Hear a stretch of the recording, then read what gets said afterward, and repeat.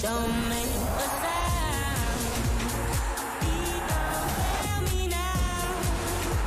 I got to stand my ground, my ground. I know I'm not a child.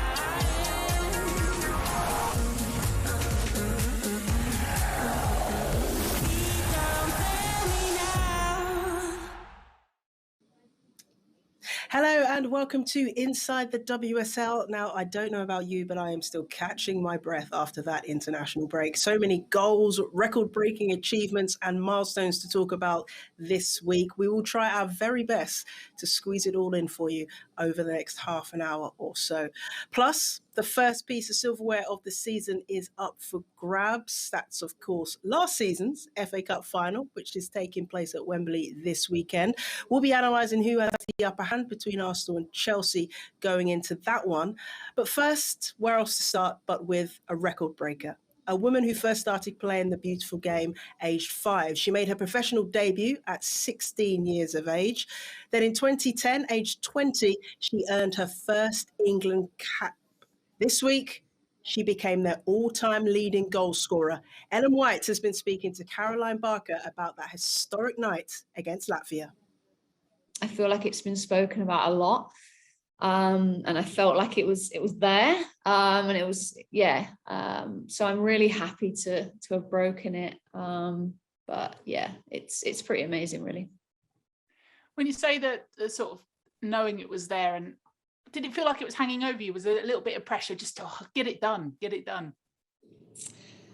Well, you know what I'm like. I don't like to talk about things that haven't really happened. And yeah, I did feel like it was a little bit of pressure.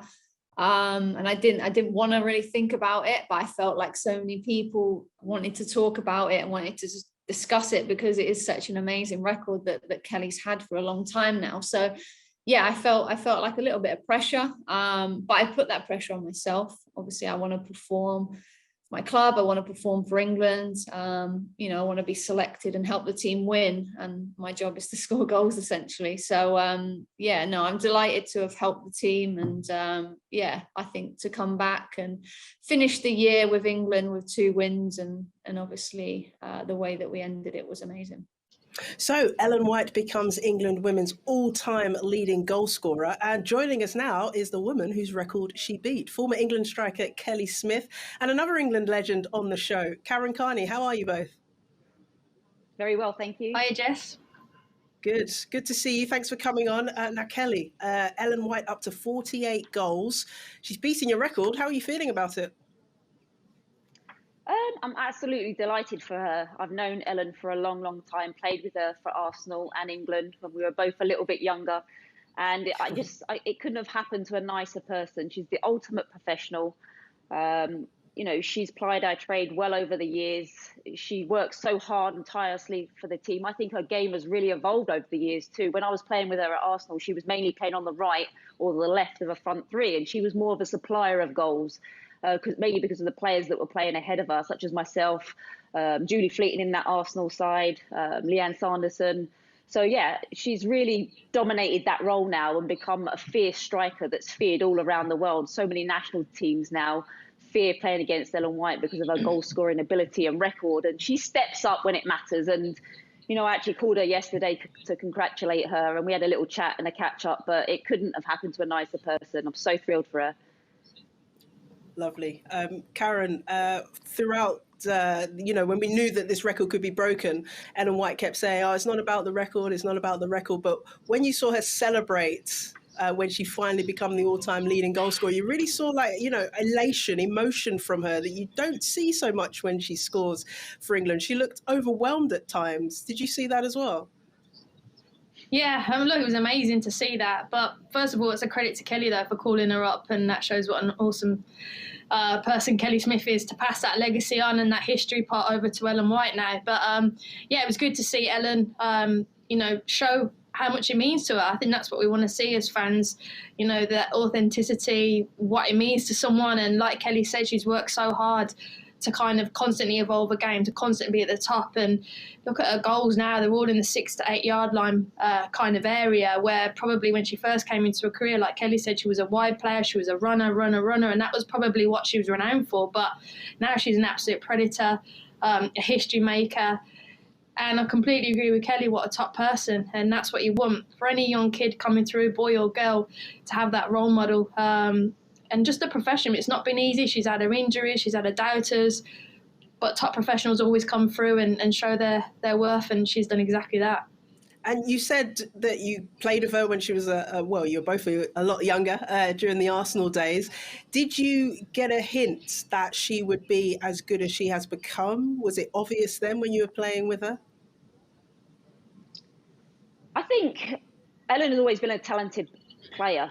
Always, when I played with her, she was always on the right. But as Kaz alluded to, her game has changed so much over the years. I think the coaching that she's got has been top class, because when she was younger, she was chasing everything down, wasting energy in different areas of the pitch. But now she's just more centralised in the frame of the goal.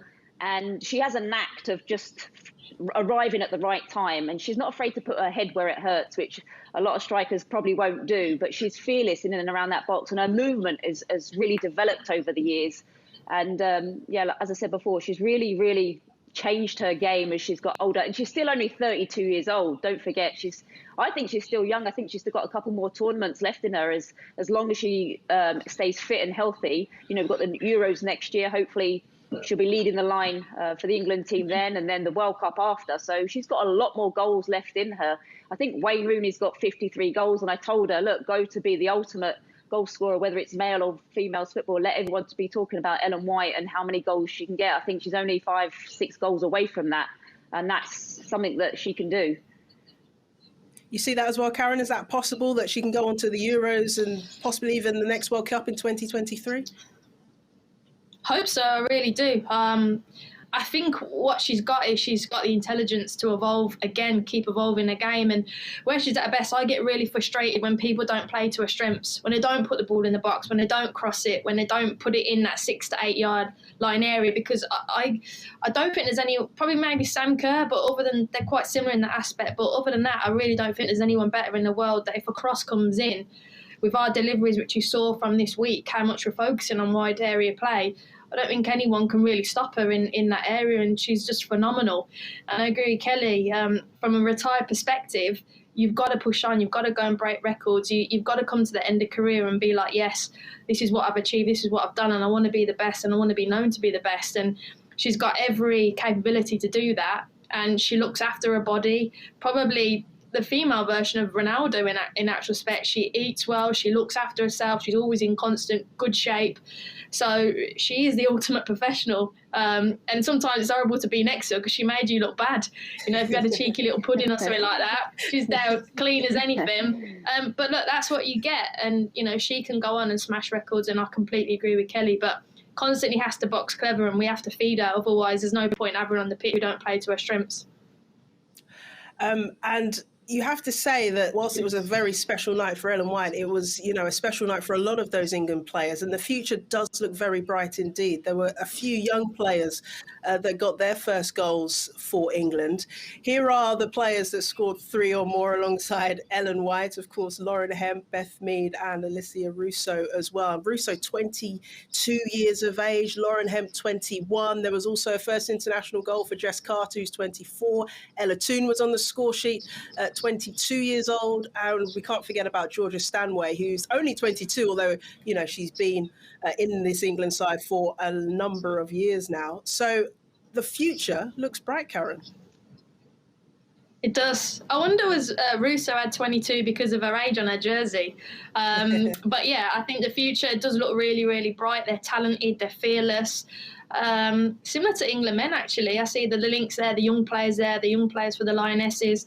But they're all kind of, they're just brave. They just take it in their stride. And look, I don't particularly like the scoreline and the way in which it was played the other day. I think there's better ways to play competitive football, even though it obviously is important. It's part of the qualifying situation. However, in terms of the young players, for their confidence, their to be ruthless in front of goal, to have standards.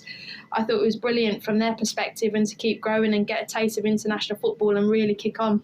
So England certainly delivered. They did their jobs, but their manager, Sarina Wiegman, says she wants to be playing more competitive games. Let's hear from her. Of course, you want competitive games, and these are not competitive games. And we want to develop, the well-developed countries already, and the countries that are not that far. So in every country, you want to develop the women's game. But I don't think it's good that the scores now, they're so high. And I know that has the attention of the federations and the UEFA and FIFA. And I think that's good, because I don't think a 20-0 is good for the development of anyone. Sarina Wiegman there. So, Kelly, do you think then that the women's game needs a Nations League, perhaps, where the smaller teams like Latvia, North Macedonia will play teams of a similar standard, so they're not being thrashed 11-0, 20-0? Yeah, I think we need to look at it, but then it means bringing another tournament into, which is already a fully hectic schedule of the Euros, of a World Cup, of now an Olympics, and then obviously the FAWSL, and then the top two teams, Arsenal, City, Chelsea, potentially playing Champions League games. It's a lot of football, but it's certainly something for the authorities to look at, because, the players want competitive games. They don't really want to be going out there and performing like that, and it's too easy. For me, when I was playing, I remember beating Hungary 13-0. And it was almost going into that game, because you knew you were going to win. And it's almost like, how many goals can I get this game? 3, 4, 5. And that's not a good mentality to have going into that game. You want it to be competitive. You want it to be close. And at these games against North Macedonia and Latvia, those kind of nations, it's not fair on them and it's not fair on England. So maybe a Nations League is something to look at, but then it's the demand of the games and the amount of games that they're playing. It's whether it's sustainable in the long run. I think that's what we need to look at. What would you like to see, Kaz? Would you like to see a Nations League if it can be balanced with the current domestic schedule? Yeah, I agree with Kelly. The scheduling's got to be kind to the players. We've got to look after them, because it's heavy. If you have a 3-tournament cycle, 3 out of 4 years, you're playing tournament football. So we have to consider the player welfare in that aspect. So it's got to be smart about that. I agree with Sarina. We have to have competitive matches that are good for everybody. As well, we have to look at it from a commercial point of view. We're trying to generate and grow the sport, and is that going to happen if we're beating teams by 20-0? Fans are going to switch off. It's not going to be good to watch. So on all aspects, it's not great, performance-wise, commercial-wise, interest-wise. And for Latvia, I read an article on, I think, one of the Latvian players' mums, and it was really sad to kind of read.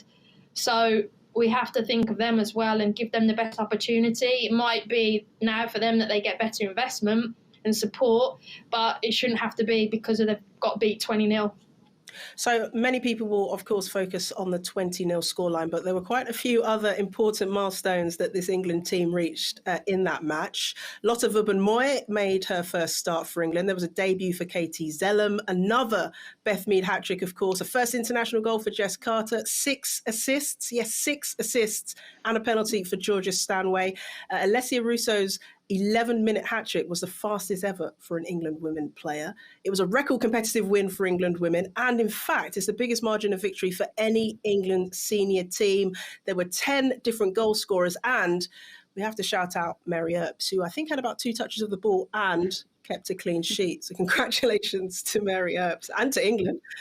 Phenomenal performance, and a ruthless performance. And it means that things are looking very good for them in Group D. They are top of the table, and I can't believe I'm saying this, but 53 goals scored in their 6 games, not a single one conceded. 5 points then ahead of Austria and Northern Ireland. And speaking of Northern Ireland, they've actually been busy making history of their own. Rachel Furness has become Northern Ireland's all-time leading scorer. She got her 37th and 38th international goals against North Macedonia in a very impressive 8-0 win. And it caps a sensational 2021 for Northern Ireland, who qualified for next summer's Euros. Meanwhile, the Republic of Ireland are second in Group A. They're 8 points behind Sweden and have a game in hand. Let's have a look at Wales. They end the year 5 points off the leaders France in Group I on 13 points.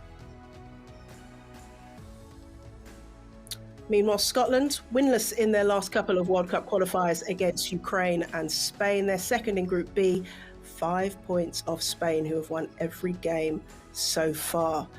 Now, Spain have really been enjoying quite a meteoric rise, it has to be said, and it's happening in conjunction with Barcelona exerting themselves and their dominance in Europe.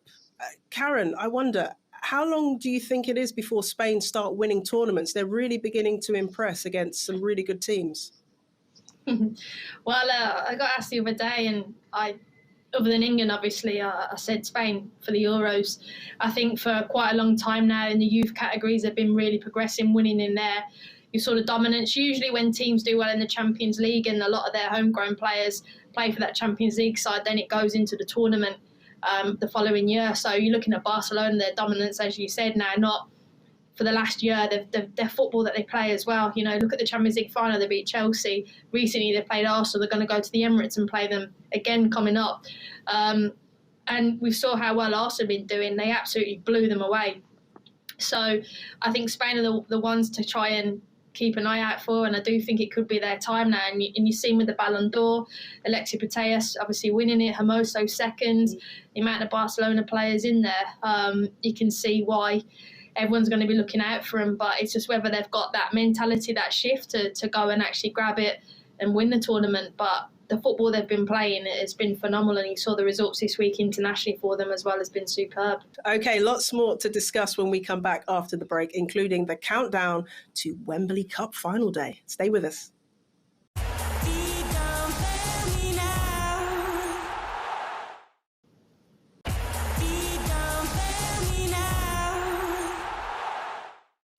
Welcome back to Inside the WSL. Now, it's one of the highlights of the football calendar, and this year the FA Cup celebrates a very special milestone. Some of the past winners have been talking about their special memories.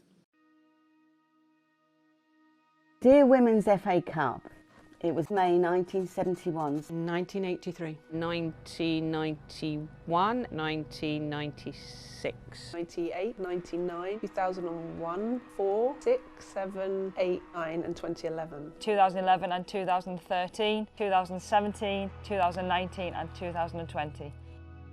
I remember we were all excited that we were playing at the stadium that hosted men's finals in the early 1900s. We beat Stuart and Thistle 4-1, Pat Davis scoring a hat-trick. I will never forget holding that cup aloft, an honour and a privilege, something I will never forget. In 1983, Doncaster Belles appeared in the final of this special cup competition for the first time in our history. By winning the Women's FA Cup, you were regarded as the best in the country. Cherished memories of picking up that trophy, and I'd got my mum's scarf round my neck, which she gave to me before we went up to collect the trophy. My favourite memory out of all other FA Cups was beating Doncaster Belles in the 1991 FA Cup final.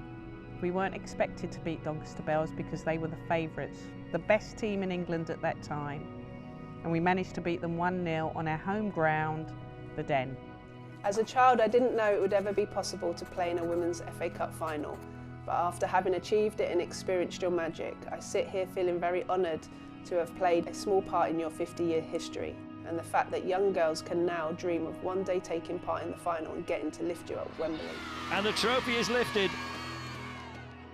As a young girl growing up, my memories of the FA Cup were making sure I got back in time from playing football in the street to watch the FA Cup final. A journey that as current players we have so many people to thank who have paved the way to allow us to all live our dream of playing an FA Cup final at the home of English football. If anybody wants to know what happens in a dressing room after a final, I'm not sure. We've come so far in 50 years and there's still a long way to go, but I'm sure it will continue to grow and grow and grow. Who would have thought that women would get paid and be able to afford a living in the game? I think it's fantastic. 50 years, there's been so much change, but we could take this to a whole new level. I'm looking forward to what the next 50 years brings, and I know that it's just the start. I hope they enjoy the day as much as I enjoyed my day. So come on girls, let's do it.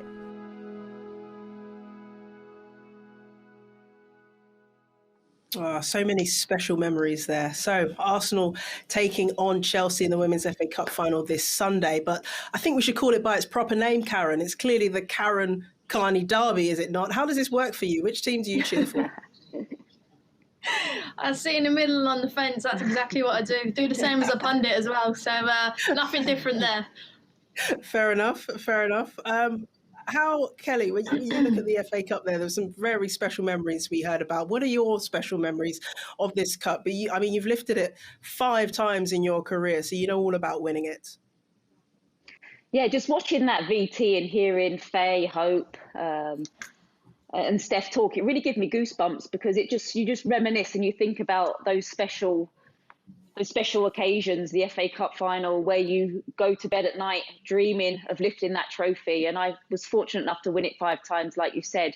My first was against Leeds, where we won 5-0, and it was just, I scored a penalty in that game. And just to lift that FA Cup, the journey that you've gone through with your teammates to get to that final is just dream-worthy. And it's such a special competition. Every player looks out for that as soon as it's drawn, who you're going to play, because you can play up, you can play down divisions. And for me, it's the best club competition in the world by far.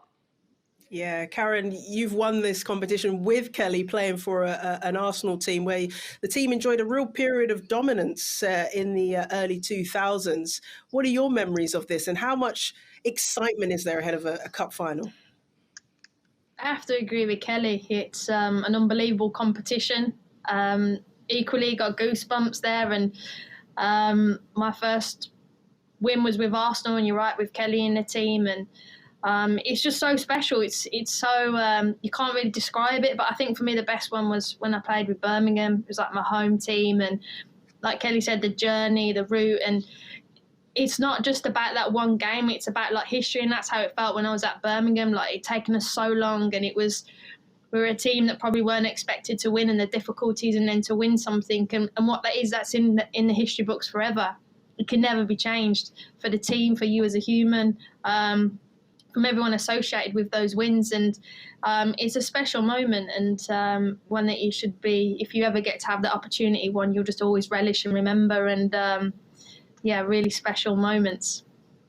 What's it like, Karen, to walk out in front of a Wembley crowd then? Nerve-wracking, very nerve-wracking, and that pitch is energy zapping. It really is, and you could talk about the day in itself, and maybe Kelly will agree or disagree, but obviously the occasion is really, really special, so it can get the better of you as well. And the pitch, and when it's usually played, the weather and stuff like that, it can really zap the energy and the legs out of you. But I always say, whenever you play at Wembley, it used to be every boy's dream. And what I think now from that VT and the journey we've come on, it can be anyone's dream that you can go and play at Wembley in an FA Cup final and have that special moment. And we have come so far, and it is scary in 50 years where the game will be. And it's just giving me goosebumps again. This whole FA Cup edition is just gets me going, and I can't wait to go to the game on Sunday. Yeah, well, speaking of the game then, I'm going to have to ask you both. I'll start with you, Kelly. I mean, who's got the upper hand? Usually when you go into an FA Cup final, I feel like there's a favourite. But these are the 2 top performing teams in the country at the moment, both in incredible form.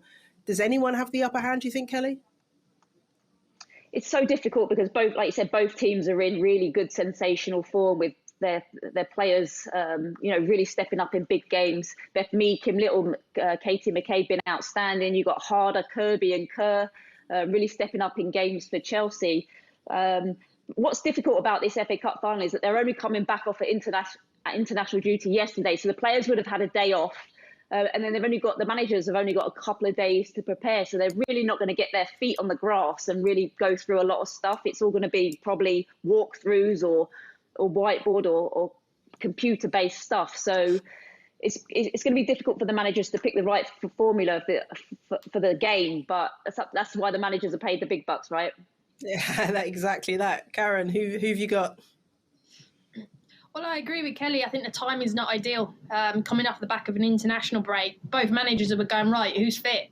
Who's healthy? And that's my first priority. I think Arsenal have got a couple of injuries. I want to see is Leah Williamson fit. That's a big one. If she's not fit, she is fit, that's a difference maker for me, for Arsenal in that aspect. But it is a case of who's available, and then it's about your game plan. The pitch is 5 yards bigger, I think. So how does that affect how you press?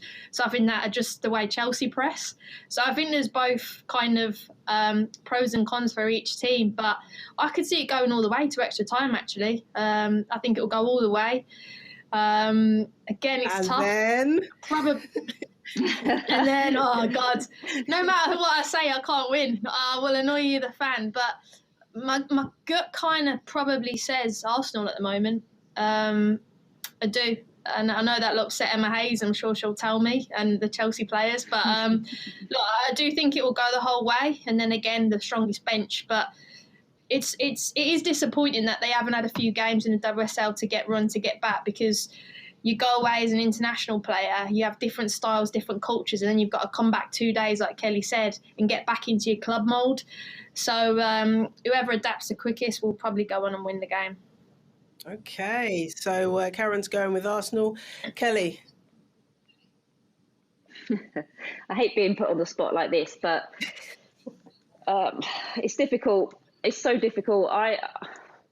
Do I have to say? Yes, you do. Yeah, you made me. Okay, right, let's go.